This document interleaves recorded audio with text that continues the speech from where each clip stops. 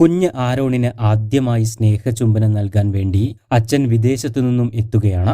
പക്ഷേ ആ സമയം ആരോൺ ഒരിക്കലും ഇനി ഉണരാത്ത വിധം മുത്തശ്ശനോടും മുത്തശ്ശിയോടുമൊപ്പം നിത്യനിദ്രയിലായിരിക്കും. സൗദിയിൽ ജോലി ചെയ്യുന്ന അലീനയുടെ ഭർത്താവ് പുനലൂർ സ്വദേശി തോമസ് കുര്യാക്കോസ് 8 മാസങ്ങൾക്ക് മുൻപാണ് അവസാനമായി നാട്ടിലെത്തിയത്. അന്ന് ആരോൺ ജനിച്ചിട്ടുണ്ടായിരുന്നില്ല.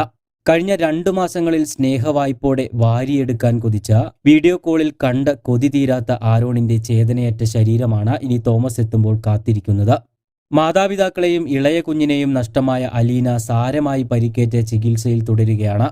അലീനയുടെ മാതാപിതാക്കളായ തിരുവല്ല അരവിപേരൂർ കുറ്റിയിൽ ജേക്കബ് എബ്രഹാം, ഭാര്യ ഷീബ, 2 മാസം മാത്രം പ്രായമുള്ള അലീനയുടെ മകൻ ആരോൺ എന്നിവരാണ് കഴിഞ്ഞ ദിവസം ദാരുണമായി മരണപ്പെട്ടത്. നഷ്ടങ്ങളുടെ തീരാവേദനയിലുള്ള ഇവരെ എന്തു പറഞ്ഞ് ആശ്വസിപ്പിക്കണമെന്ന സങ്കടത്തിലാണ് ബന്ധുക്കളെല്ലാവരും. നഴ്സിംഗ് വിദ്യാർത്ഥിനിയായ അലീനയുടെ 4ാം വർഷ പരീക്ഷയ്ക്ക് വേണ്ടിയാണ് കുടുംബം ബാംഗ്ലൂരിലേക്ക് യാത്ര പുറപ്പെടാൻ തീരുമാനിക്കുന്നത്. ഈ മാസം 16 മുതൽ 20 വരെയാണ് പരീക്ഷ നടക്കുന്നത്. ആദ്യം ഇവർ ട്രെയിനിൽ പോകാനായിരുന്നു തീരുമാനിച്ചിരുന്നത്. എന്നാൽ 2 മാസം മാത്രം പ്രായമായ കുഞ്ഞിന്റെ അസൗകര്യം കണക്കിലെടുത്ത് യാത്ര കാറിൽ തന്നെ ആക്കുകയായിരുന്നു. ഇതോടൊപ്പം അലീനയുടെ സഹോദരൻ അതുൽ ജേക്കബിന്റെ ബാംഗ്ലൂരിലുള്ള വീട്ടിൽ ഏതാനും ദിവസം താമസിക്കുകയും ചെയ്യാമെന്ന ഉദ്ദേശത്തോടും കൂടിയാണ് ഇവർ യാത്ര പുറപ്പെട്ടത്.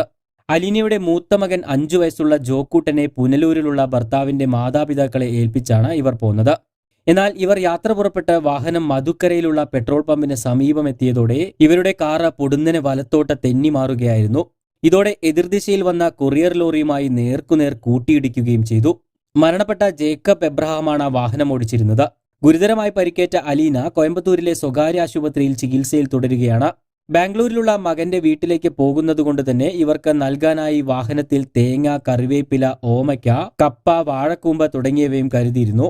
കാർ അപകടത്തിന്റെ ദൃശ്യങ്ങളിൽ വാഹനത്തിലെ സാധനങ്ങൾ ചിതറിക്കിടക്കുന്നത് കാണാമായിരുന്നു. ഡിഗ്രി പഠനത്തിന് ശേഷം പുഷ്പഗിരിയിൽ ഡയാലിസിസ് ടെക്നീഷ്യനായി പഠിച്ചിറങ്ങിയ അലീന കുറേനാൾ ബാംഗ്ലൂരുവിൽ ജോലി ചെയ്തിരുന്നു. അതിനിടയിലാണ് നഴ്സിംഗ് കോഴ്സിന് ചേർന്നത്. 4ാം വർഷം പഠനത്തിനിടയിലാണ് 2ാമത്തെ കുഞ്ഞിന് ജന്മം നൽകുന്നതും. എന്നാലും ഈ ആകസ്മികമായ അപകട മരണം ഒരു നാടിനെ ഒന്നടങ്കം ഞെട്ടിച്ചിരിക്കുകയാണ്. കൂടുതൽ വാർത്തകൾക്കും വിശേഷങ്ങൾക്കും ചാനൽ സബ്സ്ക്രൈബ് ചെയ്യാൻ മറക്കരുത്.